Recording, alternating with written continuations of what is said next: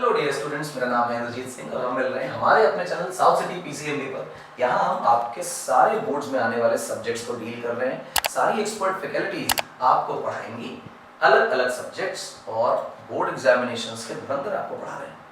हम class 12th में wave optics कर रहे हैं। इंटरफेरेंस ऑफ वेव्स नाम का चैप्टर आ रहा है, मतलब इस चैप्टर में नया टॉपिक आ रहा है। हमने हाइगन्स प्रिंसिपल को बहुत अच्छी तरह कर लिया है। हालांकि हाइगन्स प्रिंसिपल को और डिटेल में किया जा सकता था, लेकिन जितना सिलेबस हमारे कोर्स में है और जो क्वेश्चंस, जो टॉपिक्स, जो थ्योरी, जितने क्वेश्चंस हमारे बोर्ड एग्जामिनेशंस में आएंगे, हम वो ही करेंगे।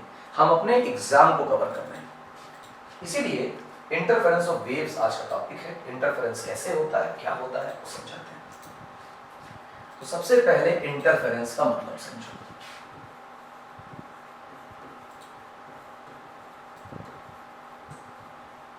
इंटरफेरेंस का अर्थ होता है कि एक ही जगह पर दो चीजों का एक साथ होना। ठीक, existence of two entities at same place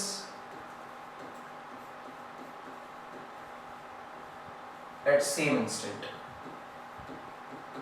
ये इंटरफेरेंस है। ठीक, अब अगर इंटरफेरेंस देखें तो एक चीज जिसे हम पार्टिकल बोला करते हैं और एक चीज जिसे हम वेव बोला करते हैं। वेव का मतलब एनर्जी एंड प्रोपगेशन, इससे ज्यादा नहीं। एनर्जी का प्रोपगेशन, मोमेंटम का प्रोपगेशन। पार्टिकल में इंटरफेरेंस अलाउड नहीं है।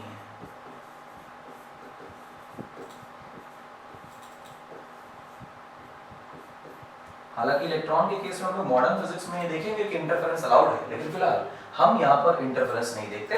जनरली मैक्रोस्कोपिक लेवल पे इंटरफेरेंस पार्टिकल्स में अलाउड नहीं होता। जिस जगह पर एक पार्टिकल है, एट द सेम टाइम दूसरा पार्टिकल को स्पेस ऑक्यूपाई नहीं कर सकता। हमें एक पार्टिकल को हटाना पड़ेगा तब दूसरा पार्टिकल आएगा। एक ही समय पर दो पार्टिकल एक ही पोजीशन पर नहीं हो सकती। एक पोजीशन नहीं है, ये अलग है और ये अलग है। इस तरह आने के लिए इस हाथ को हटाना पड़ेगा। तो जिस जगह पर एक पार्टिकल है, उस जगह पर दूसरा particle at the same time नहीं हो सकता। उसके बगल में हो सकता है, चिपक सकता है, पर वो स्पेस जो इसने ऑक्यूपाई कर रखा है, जब तक ये हटेगा नहीं तब तक दूसरा आएगा नहीं। लेकिन वेव्स में इंटरफेरेंस हो सकता है। वेव्स तो एनर्जीज हैं, स्पेस ऑक्यूपाई नहीं कर सकती, तो इस वजह से वेव्स इंटरफेरेंस शो करती हैं। एक वेव दूसरी वेव दोनों एक ही समय पर एक जगह पर आ सकती हैं। मान लीजिए कि कोई एक सोर्स है जिसे S1 बोल रहे हैं, एक सोर्स है जिसे S2 बोल रहे हैं। ये साउंड वेव भी हो सकती है, ये लाइट वेव भी हो सकती है, ये स्ट्रिंग की वेव भी हो सकती है, किसी भी तरह की वेव हो सकती है।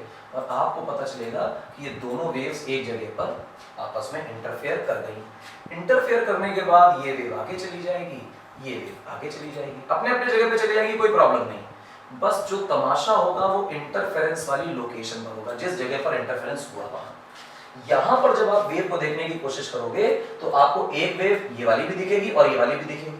दोनों वेव्स एक साथ एक जगह दिखाई देंगी, यानी कि यहां पर अगर इस वेव का एम्पलीट्यूड A1 है और इस वेव का एम्पलीट्यूड A2 है, तो दोनों वेव्स के एम्पलीट्यूड की वजह से इस जगह पर इंटरफेरेंस वाली लोकेशन पर जो एम्पलीट्यूड होगा वो एम्पलीट्यूड कुछ और नजर आएगा। वो कितना एम्पलीट्यूड होगा हम वो ढूंढना चाहते हैं। इंटरफेरेंस के बाद पहली वाली वेव बिना डिस्टर्बेंस के आगे निकल जाएगी, दूसरी वाली वेव बिना डिस्टर्बेंस के आगे निकल जाएगी, कोई तकलीफ नहीं।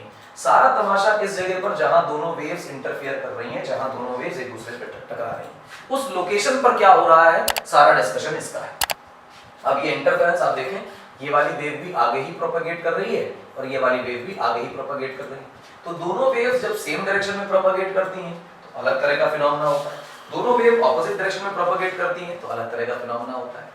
अच्छा, हम कौन सा इंटरफेरेंस करेंगे?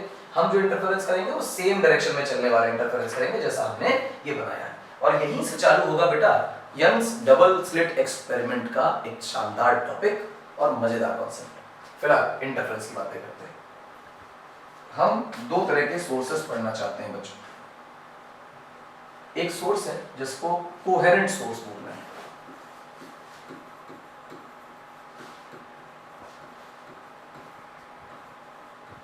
ध्यान दीजिए कोहेरेंट सोर्सेस क्या है। मान लीजिए कि सोर्स S1 है, मान लीजिए कि सोर्स S2 है। यहां से कुछ वेव्स निकल रही हैं और ये भी वेव निकल रही है। आगे आपस में इंटरफेयर करेंगे, करने दो। मान लो इसका फेज वेव का φ1 है और इसका फेज वेव का φ2 है। अगर मैं फेज में डिफरेंस पूछने की कोशिश करूं तो आप φ1 माइनस φ2 का मॉड लगा सकते हैं। कोई बच्चा φ2 माइनस φ3 भी बोल सकता है, तो फेज चेंज में मॉड लगा दिया हमने। ये फेज का डिफरेंस है। अब ये जो फेज का डिफरेंस है ये अगर कांस्टेंट, कांस्टेंट से ज्यादा मुझे बोलना चाहिए independent of time, independent of time. अगर दूसरा, अगर इस सोर्स से निकलने वाले वेव की फ्रीक्वेंसी f है और इसकी भी फ्रीक्वेंसी f है, अलग अलग नहीं है, एग्जैक्टली सेम है, तो इसकी एंगुलर फ्रीक्वेंसी ओमेगा बनेगी, इसकी भी एंगुलर फ्रीक्वेंसी ओमेगा बनेगी। ये दो प्रॉपर्टीज अगर आपने चिपका दी तो आप कहेंगे दोनों सोर्सेस कोहेरेंट हैं। कोहेरेंट सोर्स की प्रॉपर्टी में पहली चीज आएगी, जो वेव निकलेंगी उनकी फ्रीक्वेंसी, उनका टाइम पीरियड और उनकी एंगुलर फ्रीक्वेंसी हमेशा सेम रहेंगी, फ्रीक्वेंसी सेम। और दूसरा क्या, phase difference delta phi is independent of time, independent of time, time से इंडिपेंडेंट रहेगा कोहेरेंट सोर्स। अच्छा, तो चीजें आसान है। हाँ, ये हम जो इंटरफेरेंस पढ़ रहे हैं YDSC के लिए, यंग्स डबल स्लिट एक्सपेरिमेंट के लिए, उसमें कोहेरेंट सोर्स ही लिए जाएंगे। अच्छा साहब, तो क्या करें? कुछ नहीं, डेरिवेशन है छोटी सी, देख ले बेटा। हमारे पास कोई एक सोर्स है S1, कोई एक सोर्स है बेटा S2, और कोई एक पॉइंट है जहां पर ये वेव्स आपस में मीट करेंगी। यहाँ से ऐसे चलते चलते, यहाँ से ऐसे चलते चलते, ये वो पॉइंट है P जहां पर वेव्स मीट कर रही हैं। इसमें कुछ दूरी x1 चली, इसमें कुछ दूरी x2 चली। वेव्स के अलग अलग दूरी चलने की वजह से यहाँ पर जो फेज होगा पहली वाली वेव का अलग होगा और दूसरी वाली वेव का अलग होगा। तो हम इस जगह पर जो वेव पा रहे हैं उसे लिख सकते हैं A1 sin omega t minus kx, ठीक। और y2 क्या पा सकते हैं बेटा, हम लिखेंगे A2 sin omega t minus kx plus pi. वो x1 x2 का डिफरेंस है, उसी की वजह से कुछ फेज डिफरेंस आ रहा है, हम ये फेज डिफरेंस मान लेते हैं। तो बहुत ठीक है, अच्छी बात है। इस पे एक नियम आएगा आपके लिए, लॉ आएगा, और लॉ होगा law of superposition, law of superposition of waves. Waves के सुपरपोजिशन का जो नियम है वो क्या है, वो देखो। वेव कहती है कि अगर दो वेव्स आपस में y1 और y2 डिस्प्लेसमेंट की सुपरपोज कर रही हैं, जिस वक्त वो सुपरपोज कर रही हैं उस वक्त एक वेव का डिस्प्लेसमेंट y1 है, दूसरी वेव का डिस्प्लेसमेंट y2। तो जो नेट उस जगह पे आपको पार्टिकल का डिस्प्लेसमेंट समझ में आएगा, वो नेट डिस्प्लेसमेंट जो होगा वो y1 प्लस y2 होगा, यानी कि दोनों के डिस्प्लेसमेंट्स का सम नेट डिस्प्लेसमेंट होगा। ये दिमाग में रखना है। यानी कि यहां पर जो चीज तुम्हें नजर आएगी, यहाँ जो total displacement of the particle नजर आएगा, वो टोटल डिस्प्लेसमेंट बेटा y1 प्लस y2 नजर आएगा। अब डिस्प्लेसमेंट अगर जुड़ रहा है तो यही चीज हमारे लिए क्या कहलाएगी, algebraic sum of the displacement of the particles by source 1 and source 2 is the net displacement of the particle at the point of interference. ये दिमाग में आपको रखना है। अब क्योंकि हमारी दो वेव्स, एक y equal to a sin omega t minus kx और दूसरी y equal to a2 sin omega t minus kx plus phi, थोड़ा सा फेस का डिफरेंस है, कोई एक ज्यादा चलकर आई है, कोई एक कम चलकर आई है, तो दोनों में कुछ ना कुछ फेस का डिफरेंस होगा। जो फेस का डिफरेंस है उसे हमने फाई से लिख दिया है। अब कहा जा रहा है कि इन्हें दोनों को सुपरपोज करा के टोटल वेव क्या मिलेगी, नेट वेव क्या मिलेगी। इसके डेरिवेशन के लिए हम यहाँ से स्टेप चलाते हैं। डेरिवेशन देखो क्या होगा, ध्यान देना कि अभी तक हमने सिर्फ ये जाना है कि इंटरफेरेंस से क्या क्या होता है। अब डेरिवेशन करनी है, इसका मतलब बाई नेट निकालना है, मतलब y1 और y2 के बारे में विचार करना है।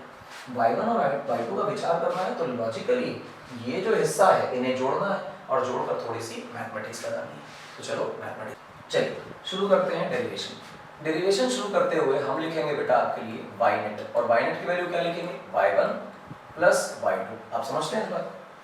अब ये बात जब आप समझते हैं तो चलो शुरू करते हैं।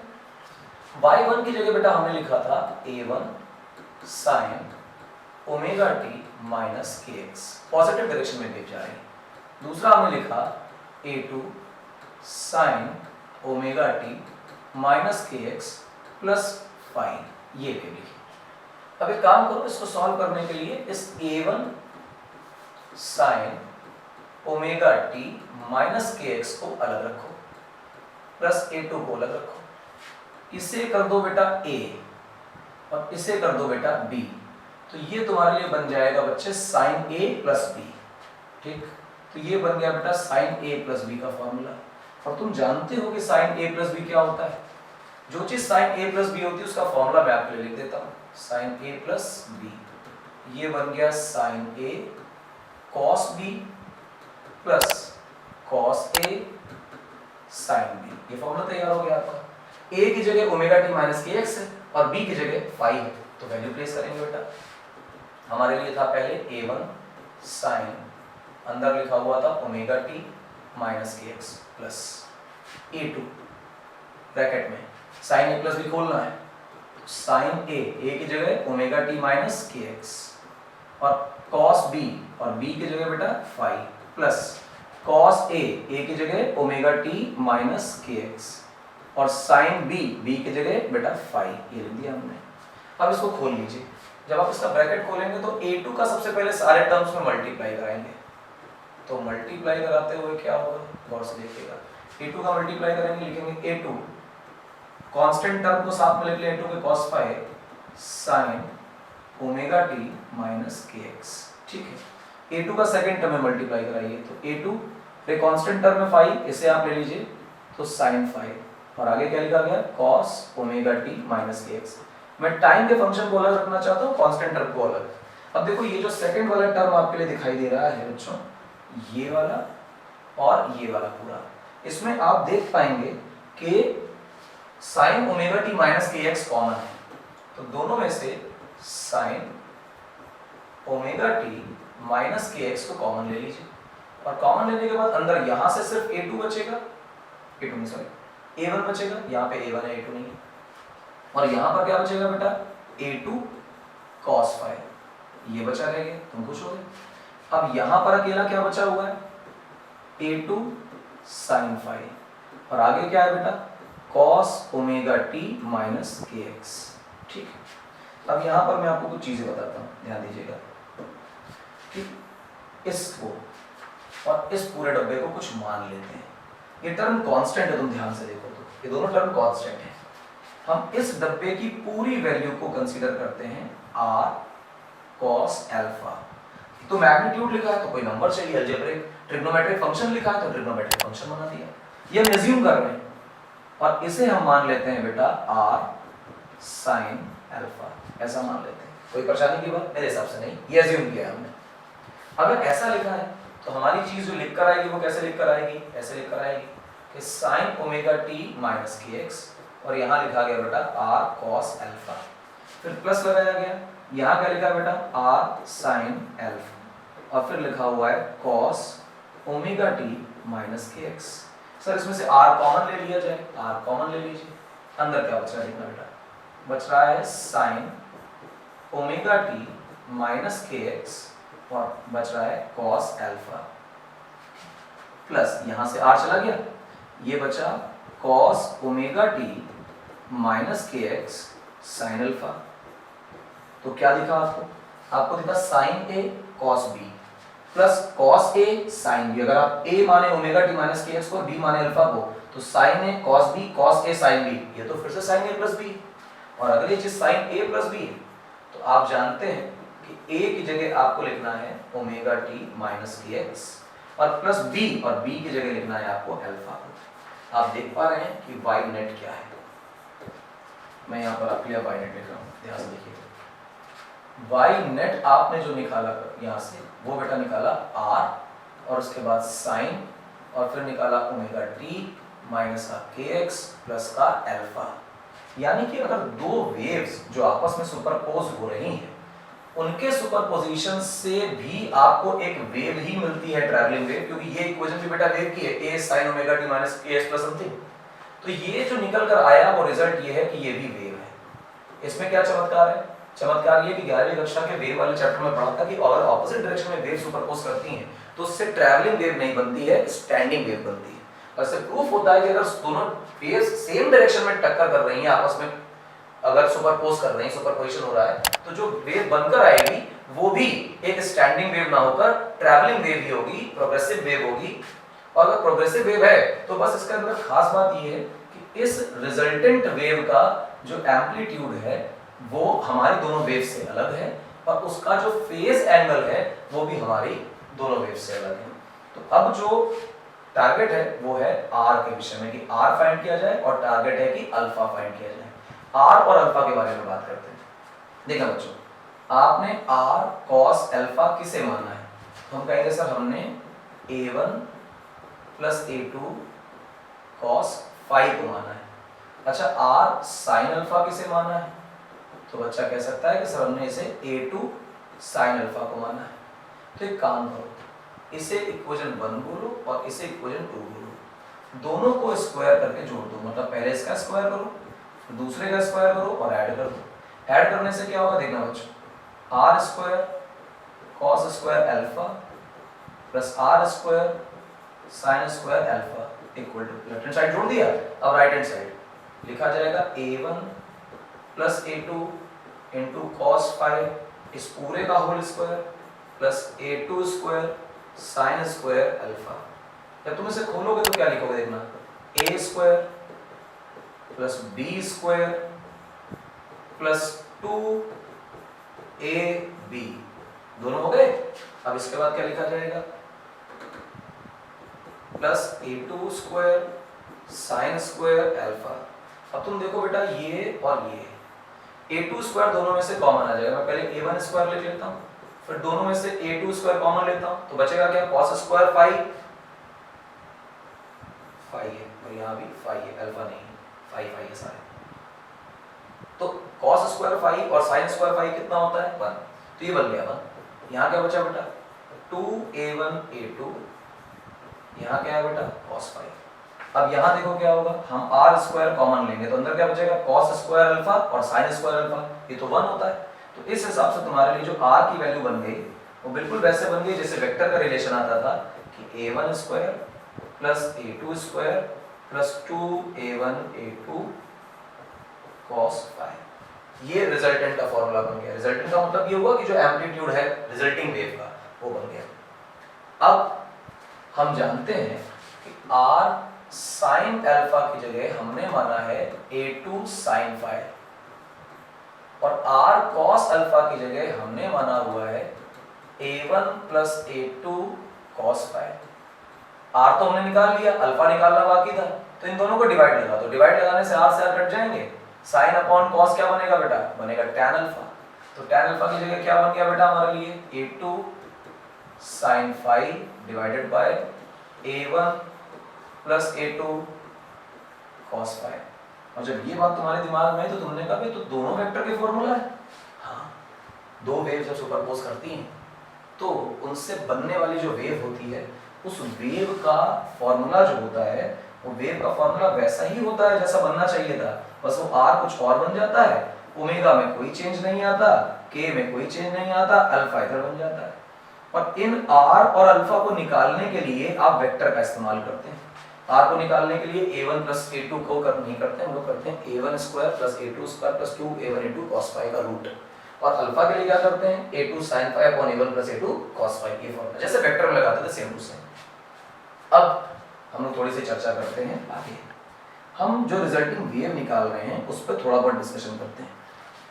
r जो निकाला है ये एम्पलीट्यूड है, and this amplitude is nothing but a1 square plus a2 square plus 2a1 a2 cos phi. ये है हमारा रिजल्टेंट। अब ये रिजल्टेंट बड़े काम का है, बहुत काम का है, एक बड़ी खास चीज है, क्योंकि एनर्जी जितनी भी वेव की होती है, इंटेंसिटी वेव की, वो उसके एम्पलीट्यूड पर ही डिपेंड करती है। आपने क्लास 10th में भी पढ़ रखा है कि इंटेंसिटी प्रोपोर्शनल होती है एम्पलीट्यूड के स्क्वायर के।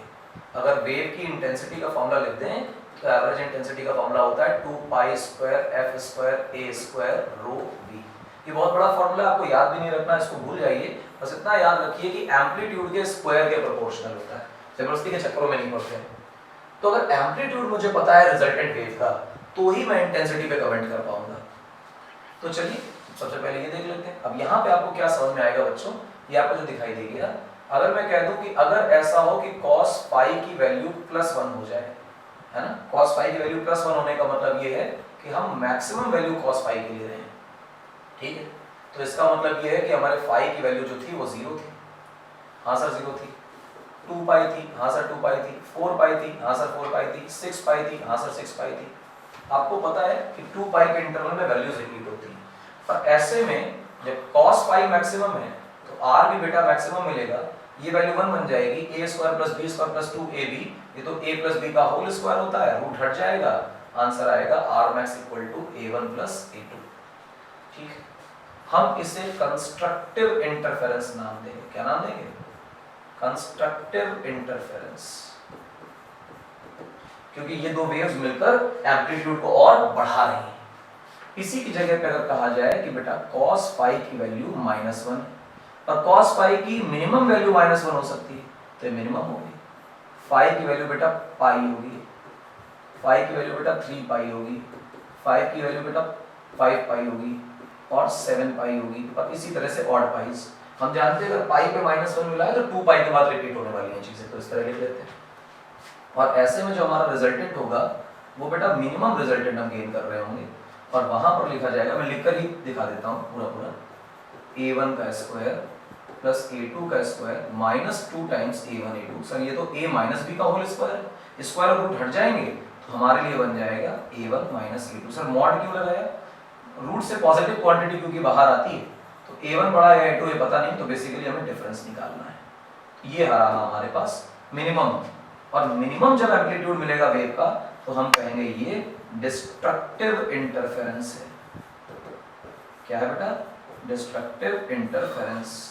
डिस्ट्रक्टिव इंटरफेरेंस जो है वो ये बताता है कि दो वेव्स ऐसे मिली हैं आपस में कि उन्होंने रिजल्टेंट वेव का एम्पलीट्यूड घटा दिया है, और कंस्ट्रक्टिव बताता है कि दोनों वेव्स मिल गई हैं और एम्पलीट्यूड बढ़ा दिया है।